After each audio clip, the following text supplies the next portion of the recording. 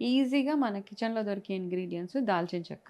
Okay. దాల్చిన చెక్కని ఒక పౌడర్ లాగా చేసుకొని ఒక దాంట్లో పెట్టేసుకోండి.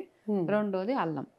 ఓకే. ఈ రెండిటిని ఏం చేస్తారంటే చక్కగా ఒక గ్లాస్ నీళ్ళలో ఒక పావు టీ స్పూన్ దాల్చిన చెక్క పొడి, కొంచెం ఇంత ఒక 1 ఇంచ్ అల్లం 2 దంచేసి వాటర్‌లో వేసి మరగబెట్టేసి ఒక 2, 3 మినిట్స్ మరగబెట్టి తీసేసి అది కొంచెం వేడి వేడిగా తాగినప్పుడు మనకి ఈ కఫము పోతదనమాట.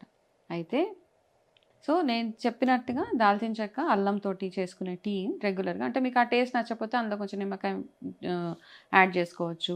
వేడి దాంట్లో మనం తేనె యాడ్ చేయం కాబట్టి తేనె యాడ్ చేయకపోవడమే బెటర్. ఒకవేళ తేనె యాడ్ చేసి తాగాలి అంటే మీరు ప్రిపేర్ చేసుకున్న టీ చల్లగా అయ్యేదాకా వెయిట్ చేసి అందులో యాడ్ చేయాలి. కానీ చల్లగా అయింది మనకి కఫానికి దానికి పనికిరాదు. వేడి ఇప్పుడు వేడిగా వేడి తాగుతూనే వేడిగా తాగాలి. అయితే ఇందులో మెయిన్ ఇంగ్రీడియెంట్ దాల్చిన చెక్క కదా!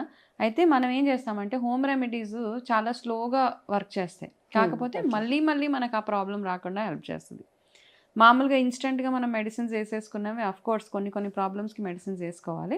కానీ ఆ మెడిసిన్స్‌కి తొందరగా తగ్గిపోయినా రిపిటేషన్స్ ఎక్కువగా ఉంటాయి.